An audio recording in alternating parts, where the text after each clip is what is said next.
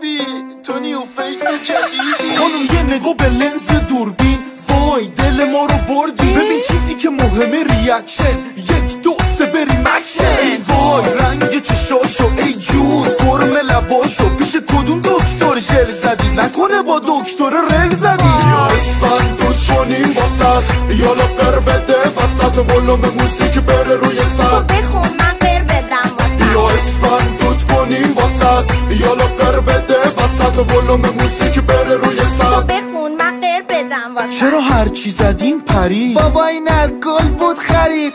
کور نشیم تو این شهر غریب. ساقی های قدیم. برو بالا